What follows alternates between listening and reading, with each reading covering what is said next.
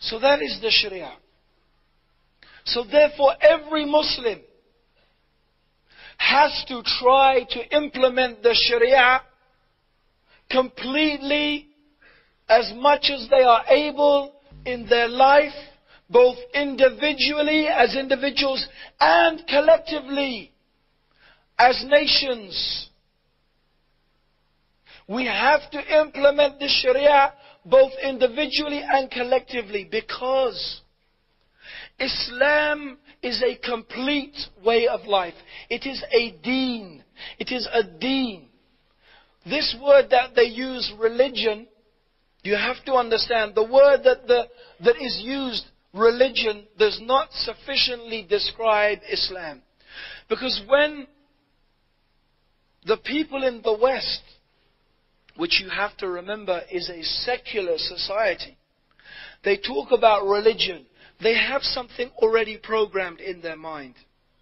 To them, religion is something that is your own personal affair. It's your own personal business. You go to the church, you go to the synagogue, you go to the gurdwara, you go to the temple, you go to the mosque. In their idea, that's it. Your religion is something in your own personal life. But as for government, as for rulership, as for the laws through which and by which we live, then that is not in their mind the realm of religion. That is not in their mind the realm of religion. This is not the case with Islam at all. Islam is comprehensive.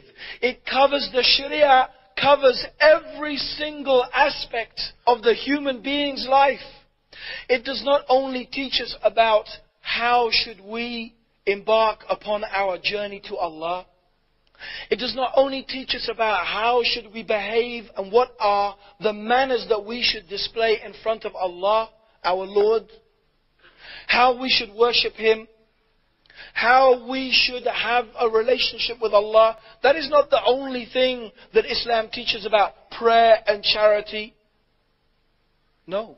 We say to ourselves, or we should say to ourselves, look, when we followed our religion, when we implemented the Sharia, when we implemented Islam, and it was the same Sharia then, they say, oh, the Taliban, oh, the such and such, they're implementing the Sharia.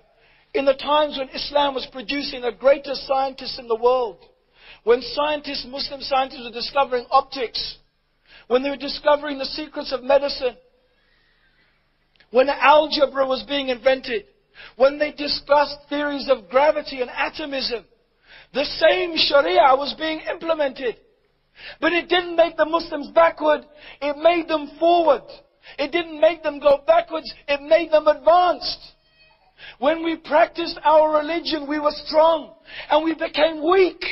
And we became weak. And we became backward when we left our religion. When we abandoned Islam. And we tried to imitate the West.